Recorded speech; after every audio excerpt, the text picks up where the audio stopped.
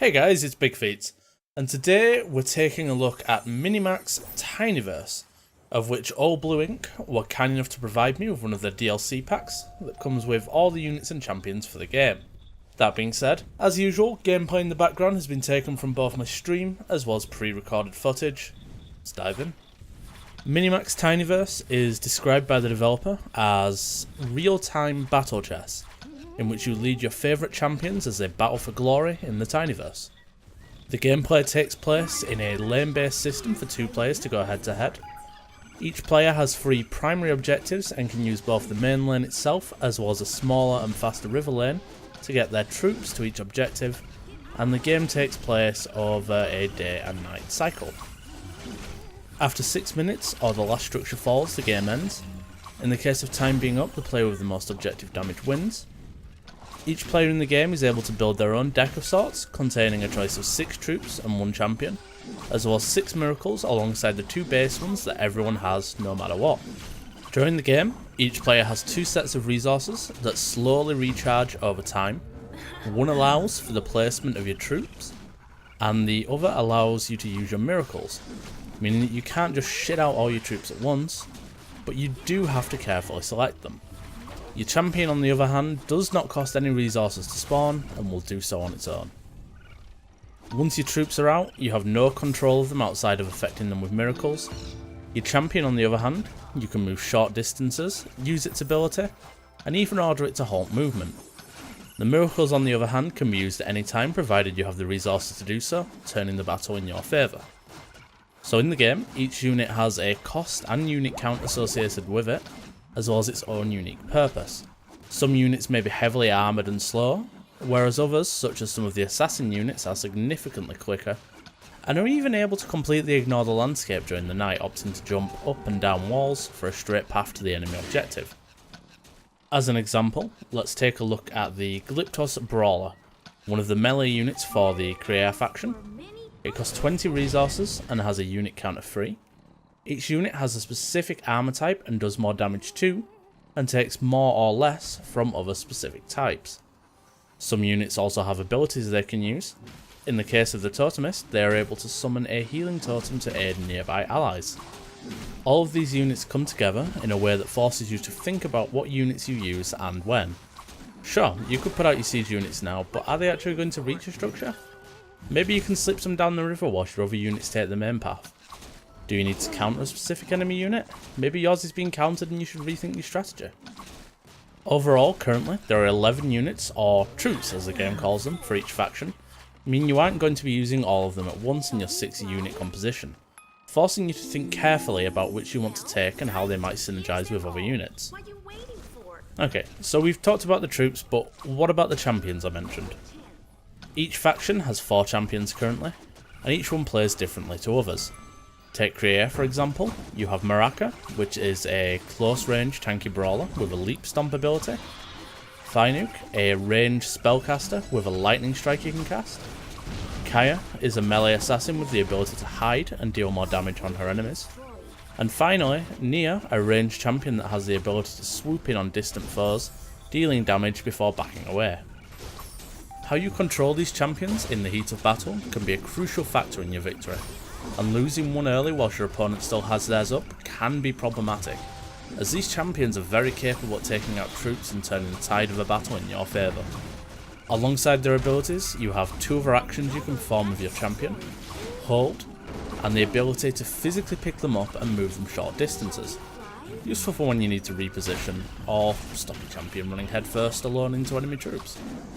So the other main aspect of the game that I mentioned is the miracles. Each player can choose 6 for their composition, alongside the 2 base miracles that allow you to place a ramp, to carve a new path up or down walls, as well as the ability to place your own wall, stopping enemies in their track. Currently, there are 22 miracles available, ranging from the ability to quickly regenerate your resources, alter the time of day, freeze your opponents in place, and even spawn walls of fire. Altogether, the aforementioned elements come together to create challenging gameplay that requires you to use all 3 of these aspects if you are to succeed. A well-placed miracle, smart wave of troops up the river, or quick reactions with your champion can help to ensure victory. So we've talked about the gameplay in general, but what about the progression?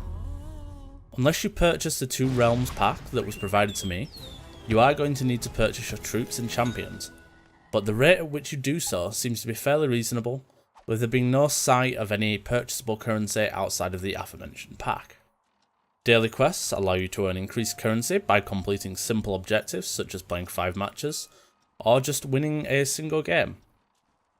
Currently, there is only one source of cosmetics in the game that you can buy, those being of your character's hand, which are fairly pricey, but for me are personally more of an afterthought. I have the one I like, and I don't really have a reason to buy more at this stage. Alright, let's talk about some of the cons, or things in general that I think might be problematic for the game going forward. One of the huge glaring issues for me is the fact that it's a multiplayer free-to-play game. And whilst my current queue times for matches were quick, and it generally wasn't a problem finding games, the player base is pretty small and you will often run into the same players. I mean, we've all seen it happen. A new multiplayer game comes out, people play it for a while, and then nothing. It just dies out. People stop playing for one reason or another, the community gets smaller and smaller, and eventually the game dies. And I think this game is at serious risk of fading into obscurity like so many do. Which would be a shame because, honestly, I think this is a good, unique game. And in a world full of free-to-play cash grabs just meant to take your money and run, it's nice to see a breath of fresh air once in a while. Secondly, I really think the game could do with a better tutorial, as the current one is pretty short and just drops you off after. No more help, and my first few games were pretty confusing, with no real understanding of the resource system, for example. It also feels like there's something missing there for me. A sense of progression. The game's one and only mode does feature a ranking system, but it's just a numerical value. You can, and I have gone against the top rated player of my faction, which whilst the community is friendly and I saw it as just a fun learning experience for me, might not be so fun for others running into a very experienced player early on. Again, this may just be an issue due to the player base, but it's certainly something to consider. So I kind of feel like I got a little sidetracked there, but I don't know, it just feels like there's some sort of aspect of progression missing for me. Maybe it's a lack of an actual ranking system to see I'm slowly improving at the game, but at the moment it's just a number and it really doesn't represent much. So this has been a pretty long one for me, but let's get down to brass tacks, shall we? I'd usually offer my opinion on if you should buy this or not here, but it's a free-to-play game. I'd say try it. If you're looking for something new, then maybe this is for you, and there's certainly nothing to lose by doing so. It's definitely a good game in its own right, and as it's early access we'll hopefully be seeing much more out of as time goes on. Judging by the Discord alone, the game has a small but very friendly community, and it's clear the developers really do care about the game. If you did enjoy it and wanted to put some money into it, the 2 Realms pack I was provided with is 20% off at the time of recording this audio at just over £15, and being the only microtransaction available right now, if you want to support the developer and see the game go forward, it could be a decent bet. For me, personally, I can't see myself putting a lot more time into the game. And it's not because I don't like it, or that it's not good, it's just that when I want to play a competitive multiplayer game, there's currently other games that I have much more time invested that feel more enticing to me at this time. Anyway guys, I stream live on Twitch every day except Wednesday and Thursday from 7 PM GMT onwards, a link to which is in the description down below alongside my social media and Discord. I'll also leave a link to the developer's social media pages, as well as the Steam store page if you want to download it. And as always, if you have any criticisms, I'd love to hear them, as this is only the 3rd video of this format for me, and I'm still working out the kinks. Anyhow, I'm BigfeetzGaming, ciao for now.